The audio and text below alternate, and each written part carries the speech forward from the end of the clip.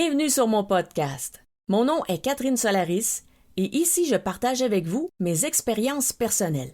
Contrairement à ma chaîne YouTube ou à mes livres et formations où je présente plutôt des notions et de la théorie. Donc si vous avez envie d'entendre des expériences vécues et des réflexions sur le domaine de l'ésotérisme, de la spiritualité et du développement personnel, vous êtes à la bonne place.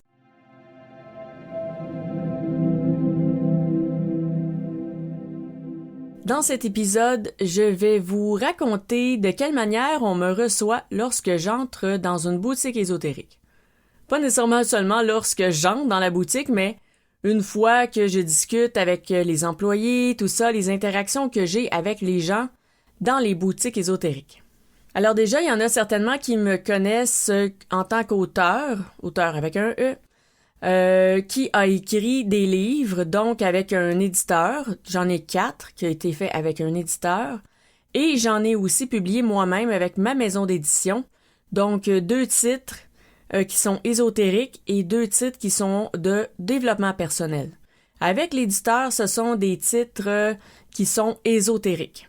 Et ces livres se vendent depuis... En fait, les 2 premiers sont parus en 2010 et ils se vendent depuis ce temps-là, mais sans publicité, sans rien. Donc ça, c'est quand même assez rare dans le domaine de l'édition et ça m'a été redit aussi souvent par mon éditeur et parfois par certaines personnes du domaine que c'est assez rare. Normalement, un livre va se vendre beaucoup la première année. La deuxième année, peut-être ça va être la moitié des ventes. Et ensuite, ça va diminuer. Mais il y a certains livres qui se vendent la première année et c'est tout. Il y a certains titres ou certains domaines qui vont se vendre sur une plus longue durée. Là, je pourrais pas vous les nommer parce que je m'en souviens pas, mais c'est des discussions que j'avais eues avec l'éditeur et avec certaines personnes. Bon, l'éditeur, après un certain temps, nous ne sommes plus en communication depuis un bon bout de temps, mais ce sont des gens professionnels quand même, donc la relation d'affaires perdure. Ceci dit, c'est très rare donc que les livres se vendent aussi longtemps. Les miens aussi que j'ai publiés se vendent bien. Donc j'en ai 2 sur 4 qui sont quand même des bons vendeurs. Et peut-être que certaines personnes se disent, si les gens m'ont découverte par mes livres, peut-être qu'il y en a certains qui se disent que j'ai une certaine renommée, une certaine visibilité ou qu'on me reconnaît parfois. Non, pas du tout. On me reconnaît nulle part. Et ça, même si j'ai quand même ma chaîne YouTube et qu'elle grandit aussi pas mal, que j'ai quand même une certaine visibilité, on va dire, sur les réseaux sociaux. Eh bien non, en fait, je suis pas si connue que ça pour me faire reconnaître. Et ça, c'est quand même assez bien. Je dirais que c'est assez une bénédiction parce que c'est bien de juste faire sa vie comme ça. Quoique, c'est sûr que si je rencontre des gens qui me connaissent, ça va me faire plaisir de discuter avec eux. Mais reste que passer inaperçu, ça me convient très bien. Déjà que je jase des fois avec des inconnus, ici et là, à l'épicerie ou quoi que ce soit, quand il arrive un moment particulier, on se fait des commentaires, on rit, on s'en va chacun de notre côté. Donc, j'ai pas de problème à discuter avec les gens. Mais de là à être reconnu, ça viendra peut-être plus tard et ça sera correct. Alors, quand j'arrive dans une boutique ésotérique, on s'entend que personne ne me connaît. Donc, il y a certaines boutiques parfois qui vont vendre mes livres. Il y en a qui ne les vendent pas, peut-être qu'ils ne me connaissent pas du tout. Et donc, quand j'entre dans une boutique, on me reçoit comme monsieur et madame tout le monde. Donc, comme une personne standard qui n'a pas écrit de livre. Mais aussi, on me reçoit également comme une personne qui n'a pas nécessairement de dons développés. Donc, qui n'a pas de faculté ésotérique, qui n'a pas des capacités développées. Alors, puisque les gens ne savent pas qui je suis, eh bien, j'ai le même traitement, on va dire, que n'importe qui. Et de mon côté, je ne me dénonce pas. Donc, je vais pas dire « Ah, mais moi, j'écris des livres, je fais ci, je fais ça. Ah, les capacités par rapport à ça, je sais, j'en ai, j'ai des visions, blablabla. » Je dis rien. Donc, quand je vais dans une boutique, j'y vais incognito, je pose des questions sur ce dont j'ai besoin. Si je veux une pierre, je vais demander « Ah, j'ai besoin d'une pierre pour faire tel truc, tout ça. » Et là, on va me conseiller. Mais ce qui arrive, c'est que c'est arrivé à certains moments où j'avais vraiment besoin d'aide par rapport à des trucs ésotériques. Et là, je voulais avoir des réponses. J'étais pas en détresse, ça serait un grand mot, mais il y avait une certaine détresse intérieure, je pourrais dire, dans le sentiment, mais c'était pas une urgence et tout ça, là. Mais j'avais besoin de réponses et je les voulais. Donc, je me suis déplacée dans certaines boutiques Et là, puisqu'on me reçoit comme n'importe qui, on m'a dit aussi un peu n'importe quoi. Donc, je vais vous donner quelques exemples. Donc, la personne me dit « Ah, mais si tu veux te protéger, t'as juste à mettre du sel dans les 4 coins de ta chambre ou de ta maison, peu importe. » Là, je lui ai dit « Oui, mais ça, j'ai déjà fait ça, ça fonctionne pas. » Et je vous dis tout de suite, s'il y a des gens qui le font, oui, ça peut aider, oui, ça peut fonctionner, oui, ça va fonctionner pour certaines choses en particulier, mais ce à quoi je faisais face, c'était beaucoup trop fort, beaucoup trop puissant et beaucoup trop autre chose là, pour que du sel dans les coins de la pièce ait un impact quelconque. Et là, il me disait, bien sûr, il me proposait la sauge, donc faire brûler de la sauge, mettre des améthystes, tout ça. Là, je lui disais oui, mais ça, j'ai déjà fait tout ça, puis ça fait rien. Et là, elle en venait à me dire des conseils comme « Ah oui, mais le sel, quand tu le mets dans les coins de ta pièce, après, t'as pas besoin de le purifier. » Puis là, j'ai dit « De quoi on parle? Purifier du sel, je comprends pas. » Là, il me disait comme Ah, une améthyste, ça se purifie tout seul, t'as pas besoin de purifier. Elle me disait des trucs, là, je me disais « Est-ce que peut-être qu'il y a des clients qui lui ont dit « Est-ce que je dois purifier mon sel? Ou est-ce que je dois purifier? Ou est-ce que je dois purifier ma sauge? » Je sais pas trop. S'il y a des clients, peut-être qui ont posé cette question-là, et ça pourrait être très légitime de la part d'une personne qui connaît absolument rien. Mais le fait de présumer que j'ai aucune connaissance, zéro, et que je pourrais poser une question qui, premièrement, je me suis jamais posé cette question-là. Le sel, on l'a déjà utilisé dans le passé. Ça fonctionne pour certaines choses vraiment très bien. On avait même mis un objet qui avait été envoûté dans du sel et le sel était devenu brun. Il y avait une teinte, c'était vraiment dégueu. Donc oui, ça fonctionne. Et c'est pas parce que le métal a corrompu le sel et tout ça, là. On a refait le test autrement et puis c'était... Non, il y avait quelque chose de vraiment particulier avec cet objet qui avait été d'ailleurs envoûté et que c'était de la magie noire. Donc oui, le sel a ses effets et le sel, quand il est corrompu comme ça, bien sûr, on le jette, on s'en débarrasse et on remet du sel neuf. Donc l'histoire de purifier le sel, non. En fait, on passe le balai, on passe la balayeuse, sinon... et on remet du sel tout neuf. Donc, c'est toujours ça que j'ai fait.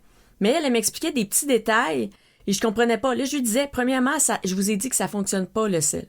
Ça fonctionne pas les améthystes, ça fonctionne pas la sauge, l'encens, tout ça. Oui, sur le coup, je vous dirais, pendant que l'encens brûle, ça fonctionne.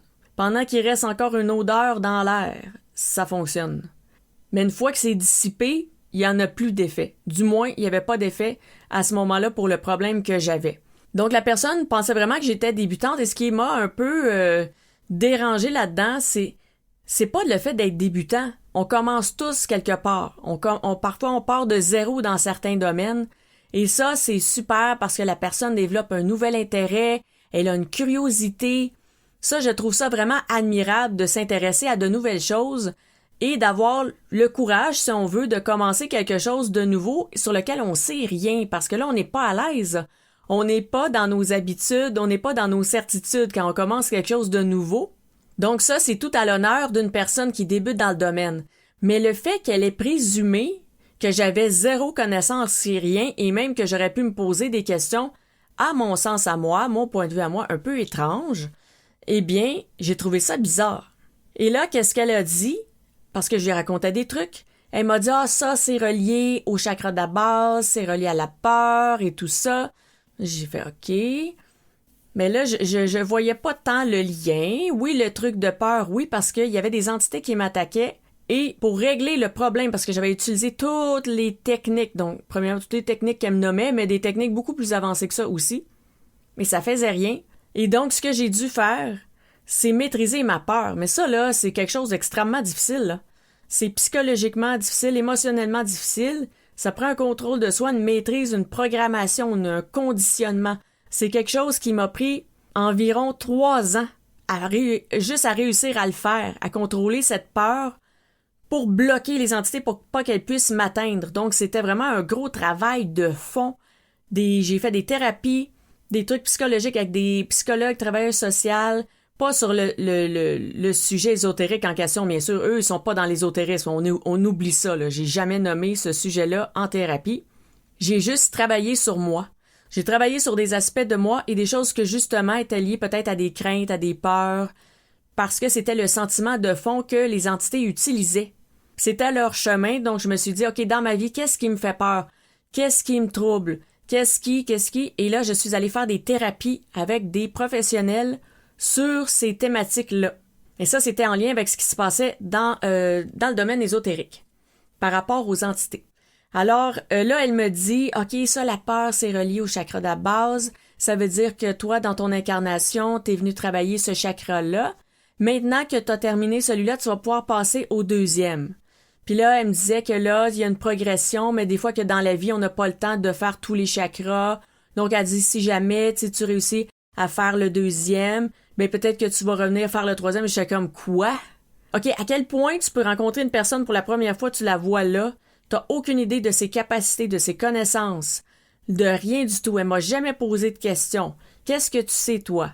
C'est quoi tes connaissances? Qu'est-ce que tu sais sur le domaine? Qu'est-ce que tu as déjà essayé? Qu'est-ce que tu as déjà expérimenté? Quelles sont tes capacités, tes facultés, tes dons? Elle m'a jamais posé cette question-là. Elle a seulement présumé que je savais rien, que je connaissais rien et que j'avais pas de dons. Et là, elle me dit ça, que sa progression de chakra, et elle me dit, moi, je suis rendue au chakra du cœur, et là, j'ai presque terminé, ensuite, je vais être au chakra de la gorge, et après, il va me rester le troisième œil et le chakra couronne. J'ai fait, oui, ok, d'accord, donc toi, t'es rendu plus loin que moi, puis moi, je viens juste de terminer le chakra de la base. Ok, d'accord. Alors, je me suis pas vraiment obstinée avec cette personne-là. Malheureusement, cette personne a été un grand frein pour moi pour prendre rendez-vous avec une médium qui est vraiment reconnue, qui semble excellente, mais vraiment, vraiment excellente. Et là, il m'avait dit, oui, mais il y a 3 ans d'attente pour voir la médium. Là, j'ai dit, ouais, mais j'aimerais prendre rendez-vous quand même. Puis là, il me disait, oui, mais il y a 3 ans d'attente. Je dis, oui, mais si je prends rendez-vous là, au moins, je vais l'avoir, mon rendez-vous, dans 3 ans. Et elle me disait, oui, mais il y en a d'autres dans la boutique qui pourraient t'aider, tout ça. Donc, elle a été un blocage pour moi pour prendre rendez-vous avec cette personne-là. Et je vous dirais que ça fait 7 ans que j'habite ici, sinon plus. Je calcule vite, donc ça fait plus longtemps que ça. Ça veut dire que depuis le temps que j'ai été me pointer à cette boutique-là, j'aurais pu voir la médium 3 fois. Parce que finalement, ça fait 9-10 ans que j'habite ici. Donc, il y a des gens qui sont dans ce domaine-là, qui n'ont pas nécessairement une grande ouverture vers l'autre. Elle a beaucoup présumé de choses sans s'informer, sans vraiment me sonder. Et à un moment donné, elle s'est mise à dire des choses, puis là, elle regardait un peu à côté. J'ai l'impression qu'elle était un peu, peut-être pas en transe, mais en analyse d'énergie. Et là, je me suis dit, OK, mais j'ai pas donné ma permission pour me faire sonder. Tout d'un coup, que là, vers la fin de la conversation, elle décide de le faire.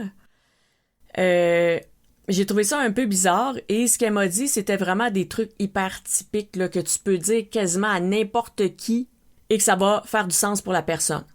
Donc, là, vous me direz peut-être, il y en a qui vont me dire « Ouais, mais ça, c'est peut-être une arnaqueuse. » Je vous dirais qu'en général, dans toutes les boutiques où j'ai été, je ne m'annonce pas. Donc, j'arrive pas là en disant « Me voici, je suis Catherine Solari, je suis auteure, j'ai des dons, j'ai déjà fait ci, j'ai déjà fait ça, j'ai fait du voyage astral, parfois j'ai des visions, des rêves prémonitoires, blablabla, blablabla. J'ai des dons de médium aussi, etc., blablabla. » Donc, dans la majorité des boutiques ésotériques où je suis allée, où j'ai demandé parfois des conseils, j'ai posé des questions, on m'a considéré comme n'importe qui, et ces gens, la manière qu'ils traitent n'importe qui, je le sais comment ils les traitent, les n'importe qui, parce que je suis n'importe qui pour eux, et je vous dirais qu'il faut faire attention. Faites attention quand on vous dit « Ah, vous avez une forte intuition ». Ça, l'intuition, premièrement, si vous en avez une forte, vous le savez. Il n'y a pas personne qui a besoin de vous dire ça, vous le savez. Si vous le savez pas que vous avez une forte intuition, c'est probablement parce que vous l'avez pas, la forte intuition. C'est aussi simple que ça. C'est comme si la personne vous dit « Oh, vous avez les cheveux longs ». Vous le savez que vous avez les cheveux longs, là, c'est pas compliqué. Si la personne vous dit « Ah, vous êtes une passeur d'âme », ben, un passeur d'âme, j'ai écrit un livre sur le passage d'âme animal. On est tous des passeurs d'âme. Est-ce qu'il y en a qui vont vouloir se consacrer à ça? Oui. À ce moment-là, ceux qui vont se consacrer à ça, ça peut devenir, si on veut, un métier ou une spécialité. Mais on a tous cette capacité-là à faire passer les âmes. Tous les rites mortuaires qui ont eu lieu à travers les âges, dans toutes les sortes de cultures, ce sont des passages d'âmes. Donc, on peut tous le faire. Et surtout quand on a un lien très fort avec la personne, on peut encore mieux le faire et de manière plus efficace. Par exemple, si un défunt s'en va et là vous voulez faire un passage d'âme, c'est mieux que vous le fassiez, que vous preniez les services d'un passeur d'âme. Le passeur d'âme n'a pas un lien dans l'énergie avec cette personne, avec ce défunt qui a quitté. C'est vous qui avez un lien avec, c'est vous qui allez avoir le meilleur impact sur la personne en question. Mais là, des liens, on peut en avoir autrement. Par exemple, moi, j'ai écrit le livre sur le passage d'âme animal. Si on a un très fort lien avec les animaux en général, parce qu'on a un amour des animaux qui est vraiment puissant, eh bien, c'est cet amour-là, c'est cette connexion-là avec les animaux qui va faire la force et l'efficacité de notre passage d'âme. Bref, là, on pourrait parler beaucoup du passage d'âme sur toutes sortes d'aspects. Il y en a qui vont être d'accord, il y en a qui ne seront pas d'accord. Donc, je vais changer de sujet. On pourra en reparler dans un autre épisode de podcast.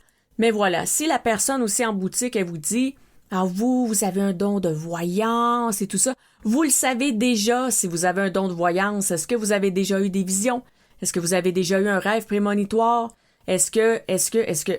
Les dons, on les sait, on les connaît, on le sait qu'est-ce qui nous est arrivé. Est-ce qu'on a déjà ressenti des esprits dans une maison? Par exemple, souvent ça arrive là, chez les grands-parents, la maison familiale de campagne, et là on va chez les grands-parents, et là on sent des esprits, tout ça. C'est arrivé à plein de gens parce qu'encore une fois, le don de médium est assez répandu. C'est pas une rareté extraordinaire, c'est pas un super pouvoir. La majorité des gens vont avoir un don de médiumnité, au moins au minimum. Ensuite, s'il y a des gens qui veulent se spécialiser là-dedans, en faire un métier, une carrière, eh bien oui, ils peuvent là y aller à fond et devenir des experts dans le don de médium, mais c'est quelque chose qui est assez répandu et assez ouvert chez beaucoup de personnes. Et souvent, on va le constater, c'est chez les enfants en très bas âge, parce qu'ils vont dire « Ah, j'ai vu ça », ou on va dire « Ah, il parle à un ami imaginaire », et là, ça peut être tout simplement un don de médiumnité qui va s'éteindre à force d'être dans la vie qu'on connaît, qui va un peu éteindre les capacités. Donc moi, ce que je vous dis, en tant que personne normale et ordinaire, et monsieur, madame, tout le monde qui s'en va dans une boutique ésotérique, eh bien, prenez les conseils qu'on vous donne, bien sûr, ils ont plein de connaissances sur le domaine, ils vont vous conseiller, vous suggérer, vous enligner, peut-être vous démêler dans votre tête, dans votre pratique, il n'y a aucun problème. Mais tout ce qui vous concerne, vous, faites vos tests, essayez, pratiquez, faites des tests, obtenez des résultats. Ce sont les résultats qui vont vous dire ce dont vous êtes capable. Ce sont les résultats et les preuves qui vont vous dire qui vous êtes dans le domaine de l'ésotérisme. C'est pas quelqu'un d'autre qui va vous définir et qui va vous dire quoi que ce soit. Je vais même ajouter quelque chose d'autre. J'ai même vu aussi parfois des voyantes, j'ai consulté des voyantes et elles m'ont dit plein de trucs personnels, c'était vraiment vrai, c'était vraiment juste, mais il n'y en a aucune qui m'a dit que j'avais des capacités ésotériques assez avancées. Et là, vous allez le voir à force d'écouter mes épisodes de podcast parce que je vous ai pas dit peut-être encore les cas les plus, je vais dire impressionnants, là, mais c'est peut-être pas si impressionnant que ça, mais ça peut surprendre peut-être. Je vous ai pas encore raconté les expériences les plus surprenantes, je pense. Mais quand je vais voir des personnes comme ça, elles ne me disent pas « Ah, t'as un fort don de voyance, t'as des capacités à faire des voyages astro, t'as ci, t'as ça. » Elles me disent rien. Elles me disent des choses sur ma vie normale, c'est pertinent, ça donne des conseils, ça aide, c'est très bien. Donc, si vous allez voir une voyante, elle vous dit « Ah, t'as un don de voyance que tu pourrais développer, t'es passeur d'âme, t'es je sais pas quoi. » Posez-vous la question. Est-ce que ce domaine-là vous intéresse? Si on vous dit que vous êtes passeur d'âme, est-ce que le passage d'âme, est-ce que ça vous intéresse? Est-ce que ça vous parle? Est-ce que ça vous attire? Est-ce que vous avez le goût de vous impliquer là-dedans?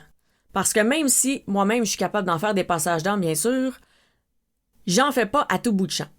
Il arrive quelques moments dans l'année où je vais faire un gros passage, je vais ouvrir un portail avec un canal et là, je vais dire, OK, tous les esprits errants qui sont autour, c'est votre chance, allez-y. C'est un passage général, c'est un passage public, on va dire que c'est là, tous ceux qui sont décidés, qui erraient un peu, qui savaient pas trop quoi faire, vont voir le canal de lumière, c'est quand même assez gros, ce que je fais un gros tunnel qui monte vers le haut, qui aboutit à un portail pour passer de l'autre côté. Mais là, je demande aussi l'aide, bien sûr, avoir l'assistance des anges et tout ça, pour aider à faire les passages, et ça, je fais peut-être ça quelques fois dans l'année, mais je ne me dédie pas à ça, ce n'est pas ma vocation, je suis pas ici pour faire ça, je suis ici pour enseigner mes connaissances, partager et apprendre aux gens comment faire eux-mêmes. Donc, est-ce que ça vous appelle? Est-ce que vous avez envie de faire ça ou non? Ensuite, la voyance, est-ce que vous auriez envie d'avoir des visions, des choses comme ça? La médiumnité, est-ce que vous aimez ça, le contact avec les esprits? Parce qu'il y a des gens parfois qui me disent « Ah, mais je suis allée voir une voyante, elle m'a dit que j'avais un don de médium, et puis là, parce que j'ai le don, je suis obligée de l'utiliser, parce que là, c'est ma mission. » Je dis « Oh, attention, j'ai le don de médium, je suis pas obligée de l'utiliser. » Et après, on décide qu'est-ce qu'on veut aussi. Est-ce que vous voulez voir les esprits ou non? Est-ce que vous voulez sentir les esprits ou non? Qu'est-ce que vous voulez? Comment vous voulez que ce don-là s'exprime et qu'il s'active dans la réalité? Donc ça, vous définissez ça, c'est vous qui décidez. Si vous dites « je suis pas à l'aise », on se lance pas qu'un don de médium quand on n'est pas à l'aise. Parce que pas à l'aise veut dire bateau vibratoire. Bateau vibratoire veut dire esprit errant ou esprit négatif. Donc ça part très mal. Il faut être motivé, intéressé, curieux envers ce don-là pour l'utiliser correctement et être justement dans un haut taux vibratoire parce qu'on veut attirer des bonnes énergies, des esprits quand même positifs. C'est sûr que des esprits errants, je dirais que c'est quand même assez neutre comme énergie, c'est pas un haut taux. Mais nous, il faut qu'on ait un haut taux vibratoire pour pas se laisser, on va dire, polluer par des esprits qui pourraient être neutres ou négatifs, sinon au pire, si jamais ça arrive, parce qu'il y a des lieux où il y en a de toute façon. Donc, c'est pas parce que notre taux est bas qu'on va les attirer. Il y a certains lieux où il y en a déjà. Donc, vos capacités, vous les savez. Testez ce qui vous intéresse, faites des expériences, surtout testez, obtenez des résultats. Les résultats, c'est vos preuves, c'est vos certitudes. Vous savez, j'ai fait ça, ça a donné ça. Là, vous recommencez le test. C'est pas parce que ça s'est fait une fois que ça va être comme ça tout le temps, que c'est vraiment un don. Là, ça peut aussi être une coïncidence. Donc, vous refaites des tests, vous pratiquez, vous entraînez. Et avec l'expérience, vous allez avoir vos certitudes, vous allez savoir c'est quoi vos dons, et vous allez savoir qui vous êtes dans le domaine de l'ésotérisme. Et ensuite, des discours d'ego, de « Ah, moi, je suis rendu un chakra plus loin que toi, puis ah, toi, si t'as pas le temps de finir celui-là dans cette vie-là, tu reviendras dans une autre vie. » Je m'excuse, mais personne n'a à définir le travail que les gens sont venus faire sur Terre et n'a pas à quantifier et à qualifier ce travail-là. Parce que c'est possible que la personne ait déjà fait un gros travail de fond et que la dernière chose qu'elle soit venue faire, c'est celle-là. Mais si la personne a dit « Ah non, mais ce truc-là, c'est juste en 3e sur la liste de 7. C'est rien, il reste plein de travail. » Non, mais peut-être que ce qui lui reste à faire à cette personne-là, c'est juste celui-là. Peut-être qu'elle a fini après. On n'en sait rien. Et prendre des principes comme ça et définir, mettre des règles et insérer les gens dans ces règles-là qu'on s'est créées ou sur lesquels on s'est basé parce que c'est des systèmes de croyances qui existent depuis très longtemps, personnellement, je suis pas d'accord avec ça. Et je pense même, pour aller un peu plus loin, qu'il y a des gens qui ont aucun don, qui ont rien du tout de trucs spirituels, qui croient à rien présentement sur Terre et qui ont peut-être déjà tout fait ce travail-là dans d'autres vies et eux sont juste revenus travailler des trucs un peu plus personnels, émotionnels, des choses comme ça, sous d'autres aspects, ou peut-être qu'ils sont juste revenus profiter de la vie, parce qu'ils ont terminé leur travail, que leur vie va bien, qu'ils comprennent plein de choses déjà par eux-mêmes, ils ont déjà une belle philosophie de vie, déjà une sagesse, une maturité, donc ils n'ont pas tant besoin de faire un travail et d'être dans la spiritualité, l'ésotérisme, pour travailler sur eux-mêmes parce que ça va déjà bien, leur vie est bonne, leur manière d'être est bonne, c'est pas des gens parfaits, bien sûr, là, on est tous imparfaits, si on est sur Terre, c'est parce qu'il y a des petits trucs à travailler.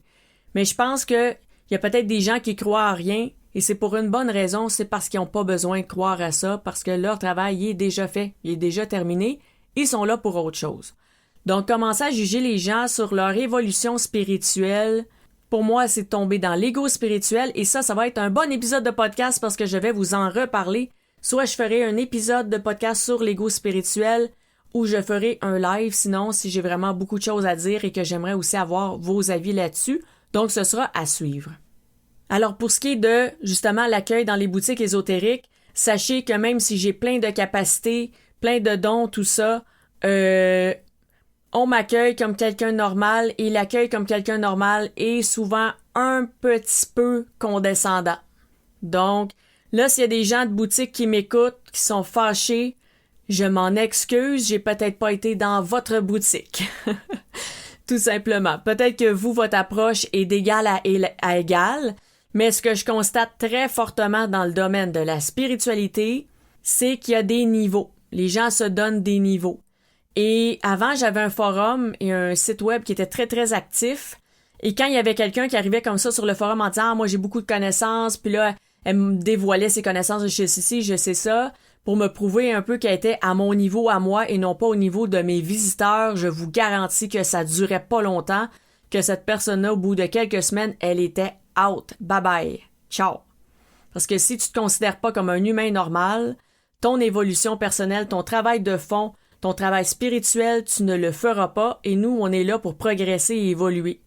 Donc moi, j'ai la barrière de je suis au-dessus des autres, il m'en reste pas gros à apprendre. Non, t'es venu là pour une raison. Ta raison est peut-être différente des autres parce que là, toi, ce côté-là est très développé. Ben peut-être que c'est autre chose que t'as à faire.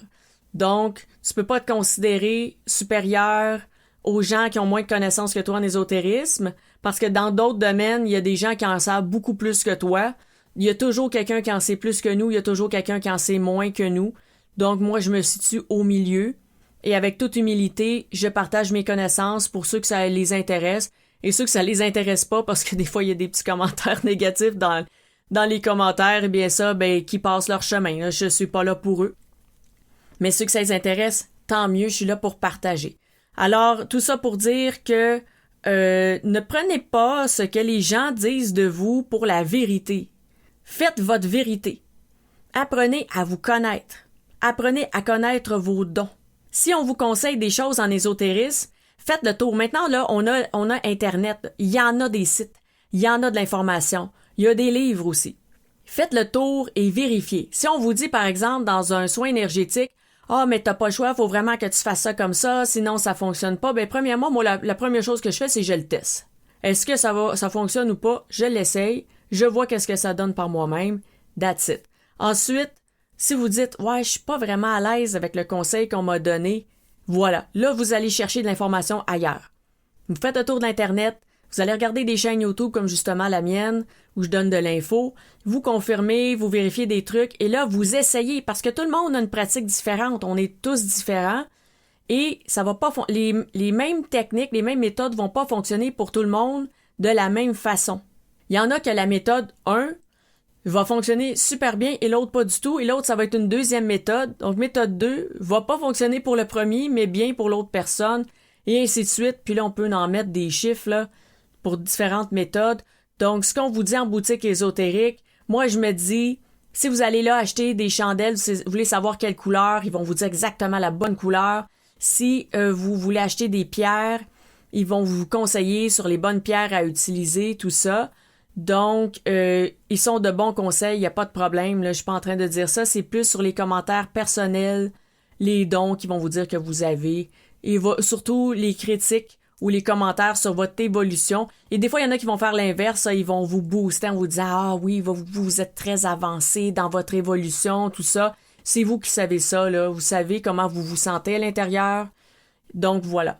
Alors, pour ce qui est du sujet de comment je me fais recevoir dans une boutique ésotérique, ça fait un peu le tour. S'il y a certaines anecdotes qui me reviennent et qui pourraient faire un autre sujet pertinent là-dessus par rapport un peu à l'ego spirituel, des trucs comme ça, je vous reviendrai là-dessus dans un autre épisode de podcast. Mais pour l'instant, je vous dis à la prochaine!